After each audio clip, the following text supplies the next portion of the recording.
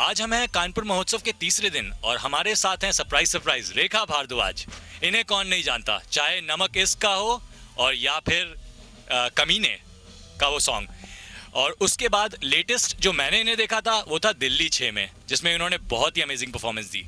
इनका जो अंदाज है और इनकी जो आवाज़ है, दोनों ही बिल्कुल हट के हैं। Rekha ji, good evening. Good evening sir. Thank you.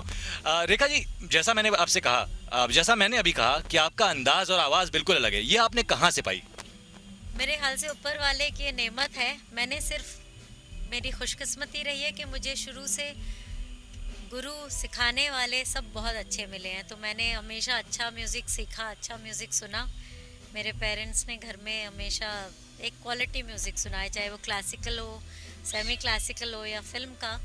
तो आई थिंक उस वजह से जो रूट्स एक अच्छे म्यूज़िक में पनपी, और वो जो सबकॉन्शियस में बेगम अख्तर साहिबा को सुना या क्लासिकल में जसराज जी को सुना, अमरनाथ जी जिनसे मैंने सीखा, गुरु जी से उन्हें सुना, या कुमार गंधर्व, किशोरी अमोनकर, मेहंदी हसन साहब, इन सबको जो सुना तो वो कहीं अब सबकॉन्शियस लेवल पे रह गया। और अब जब वैसा कोई भी गाना मिलता है तो आई थिंक वो अपनी अभिव्यक्ति बन के निकला। एक क्वालिटी म्यूज़िक सुना है, चाहे वो क्लासिकल हो, सेमी क्लासिकल हो या फिल्म का।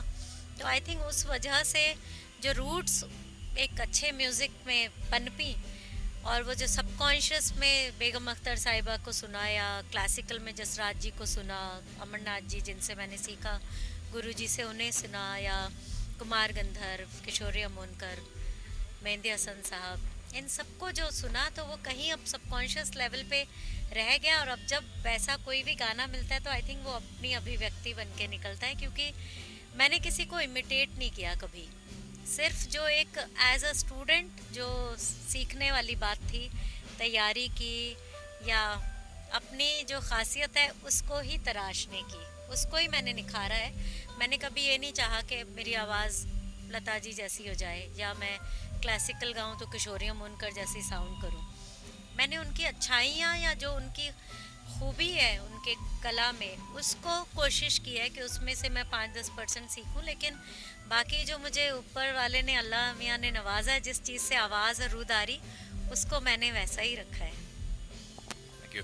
जो फेमस रेखा भारद्वाज हैं उन्हें सब जानते हैं, लेकिन ये शुरुआत कहाँ हुई थी?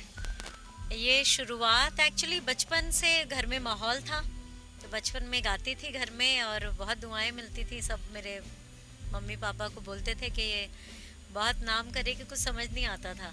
बस फिर गंधर्व महाविद्यालय में सीखा, गुरुजी ने बहुत इनकरेज किया। फिर दिल्ली में थी मैं शादी से पहले, तो एल्बम्स वगैरह में गाती थी, दूरदर्शन के लिए गाती थी, टेलीफिल्म्स में गाया, शोज़ करती थी गज़लों के। मुंबई आ गई शादी के बाद और विशाल फिल्मों में थे, तो जाहिर है कि वो वहाँ से इंटरेस्ट बढ़ता गया और विशाल को असिस्ट करती रही और अपना रियाज करती रही। तो था एल्बम करेंगे, और जिससे वो इश्का इश्का की शुरुआत हुई, लेकिन उसको वक्त बहुत लगा। और जब वो बनी तब भी मतलब वो एल्बम को बनते बनते मतलब 11 साल बाद मौका मिला, 2-2.5 साल में एल्बम बनी, पर नायाब चीज़ बनी, उससे एक रिकग्निशन मिला। उसके बाद विशाल के लिए ही फिल्मों में बस गा पाती थी, क्योंकि कभी एक कोई गाना ऐसा बनता था तो विशाल कहते थे कि ये तुम गाओ। और जब नमक इश्क का मिला तो उसके बाद मुझे इंडस्ट्री में पहचान ज़्यादा मिली। मैं कहूँगी कि एक फैमिली है जो इंडस्ट्री हमारी, उसमें एक मेंबर की हैसियत से मेरे ख्याल से मुझे एक्सेप्ट कर लिया गया और सब ने फिर मुझे गाना गवाया। कानपुर ये आपकी पहली विजिट है? पहला विजिट है। तो महोत्सव या शहर का माहौल देख के कैसा लग रहा है? शहर का माहौल बहुत ज़्यादा देखने को नहीं मिला, शाम हो गई आते आते, और अभी महोत्सव के बाद आई थिंक हम थोड़ा शहर घूमेंगे। और महोत्सव भी मैं अभी बस आई हूँ, तो मुझे बहुत अच्छा लग रहा है वेन्यू, कि एक तो खुले में है और बहुत खूबसूरत सजाया है। और मुझे जो अभी तक रिपोर्ट मिली कि अभी कव्वाली का भी था जो मुझसे पहले कार्यक्रम था, और मुझे उम्मीद है उस वजह से मैंने अपना थोड़ा चेंज कर लिया कि मैं भी अपने इश्का इश्का के गाने ज़्यादा गाऊंगी जो सूफी नंबर। बिल्कुल, I think that's a very good idea. एक सवाल और रेखा जी, वो ये है कि जो आप मैंने सुना ग्रेप वाइन के थ्रू, मैं कहूँगा कि आप टेलीविज़न नहीं देखती हैं, तो सिनेमा में इंटरेस्ट है? टेलीविज़न मतलब इसलिए ऐसा नहीं है कि नहीं देखती, पर टाइम कम मिलता है, रियाज होता है और कुछ बहुत कोई पसंदीदा शो ऐसा सच नहीं है, और वक्त की कमी असल में ज़्यादा है। फिल्में देखती हूँ, डीवीडी पे बहुत देखती हूँ, इवन शोज़ देखती हूँ आजकल। मतलब इस हद तक मैं 24 जो सीरियल है बाहर का, काउंटर टेररिस्ट यूनिट को लेकर, उसका सेकंड सीज़न पे पहुंची हुई हूँ। तो ट्रैवल करती हूँ उस टाइम पे, वो अपना लैपटॉप पे डीवीडी लेके देखती हूँ। और विशाल के साथ फिल्में बहुत देखती हूँ डीवीडी पे, इवन थिएटर में जाके भी देखती हूँ। और टीवी में कभी चलते फिरते देख लिया कुछ तो, और कुछ उसमें अच्छा लग गया तो रुक जाती हूँ। और आपके आने वाले प्रोजेक्ट्स?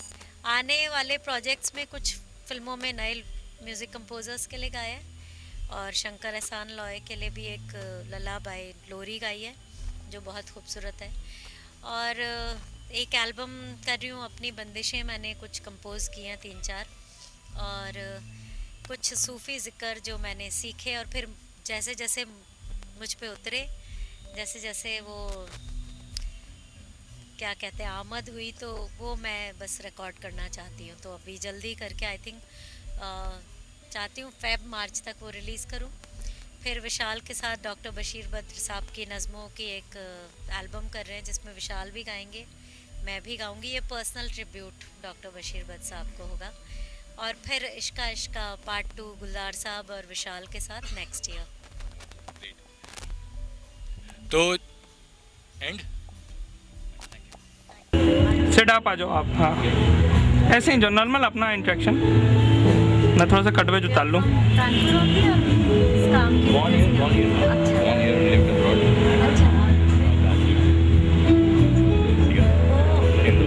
पर अच्छा है अभी ना।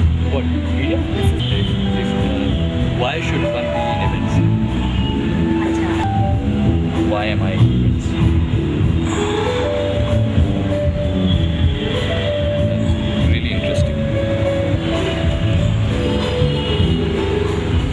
एक मोमेंटो जो यादगार के रूप में रहेगा ताकि सनद रहे। अनिरुद्ध सिंह जी को ब्यूरो चीफ सहारा।